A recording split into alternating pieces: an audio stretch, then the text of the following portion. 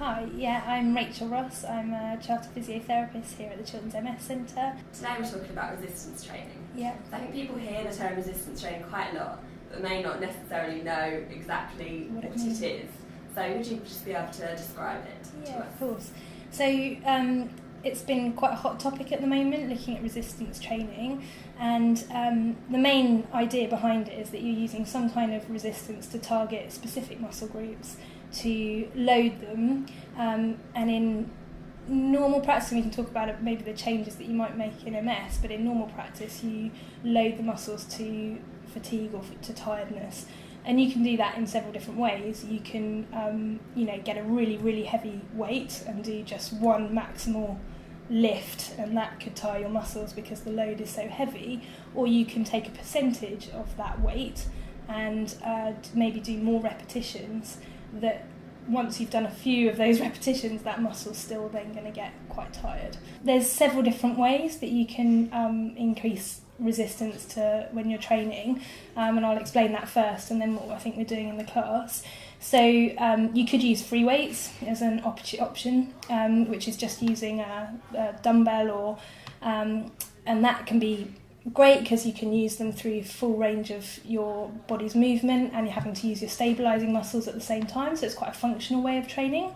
Another way of increasing resistance into your workouts is using almost like the TheraBands, or bands with handles, and that's what we're going to use in the class today.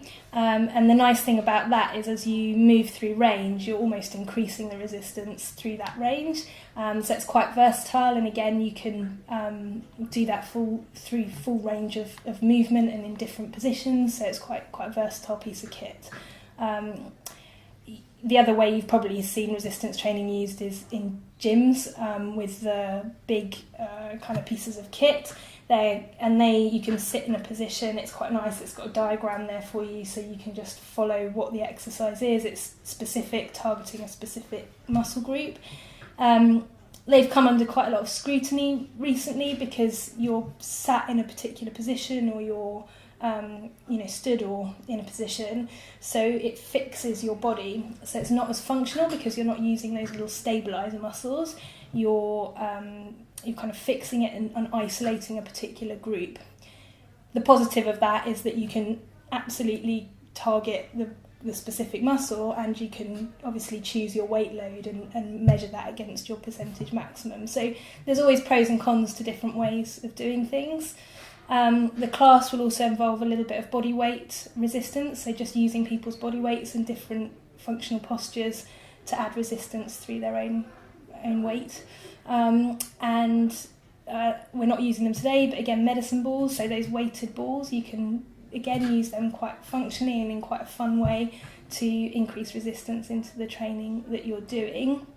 And then they're quite big in America at the moment, but you can get the suspension cables, which you can hang and then do kind of resistance work off them. So that's another fun way to look at exercises. And resistance training is becoming more popular with the MS community. So how can it help with MS symptoms? So there's a big systematic review back in 2012 that demonstrated some of the symptom management that it could help with, and it was looking at obviously just increasing muscle mass, so it increases the actual bulk of your muscles, and that was shown to do that and change the sort of morphology, so physically what's going on in the muscle improved, and that also linked to the neural, so the EMG activity, so the actual impulses getting through to the muscle also improved as well. So we can see some physiological changes from that perspective, and there is a correlation with obviously how strong your muscles are with how well you walk. The evidence in that systematic review in 2012 didn't show that by increasing muscle strength you necessarily improved your walking. Now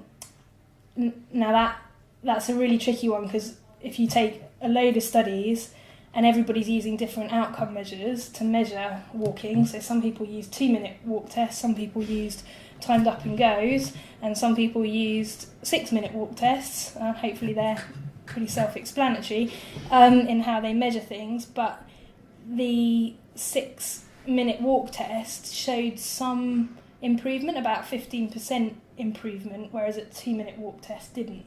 So you can't amalgamate those studies to really prove one thing if it's necessarily working, but the trend is kind of showing that it probably does a little bit. It's just that we need perhaps more robust studies to show that. There's definitely some good evidence for it improving fatigue.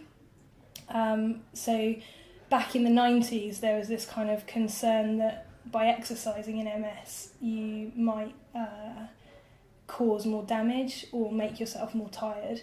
And actually, there was big contention around that, and quite a lot of studies then tried to prove the opposite to that. And I think we're definitely moved on from that now to say that exercise is absolutely the right thing to be doing, and it can improve your fatigue.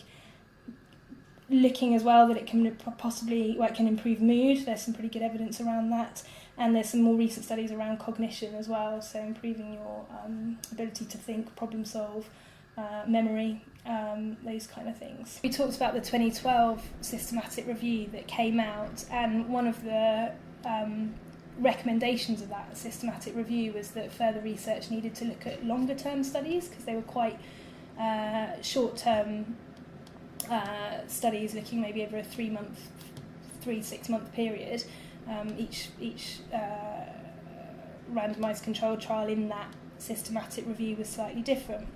So the recommendation was to look at how it may be more of what's going on physiologically and what's going on a pathological level, so what's happening to the disease profile from doing something like progressive resistance training. And it took until quite recently for this study that came out and was picked up by the Daily Mail, I think, in July. So that study showed that there was perhaps an impact not only to the symptoms that we discussed, but also having an effect on what's going on in the disease process, and making an argument that exercise might have a neuroprotective element to it and a neurological protective element, and maybe can reverse some of what's going on in MS itself. So they did a longer term study. We were looking at a kind of 24-week, 48-week follow-up, and they did MRI, so they were very much looking at the pathophysiology and measuring brain atrophy. So we know everybody's brain shrinks over a lifetime. It's just in MS it shrinks slightly quicker. So they took what the averages were and monitored that over that time, and they actually showed a reduction in brain atrophy. So it wasn't degenerating as quickly. They looked at lesion size, and they could see that actually the lesions started at 24 weeks to start to shrink a little bit.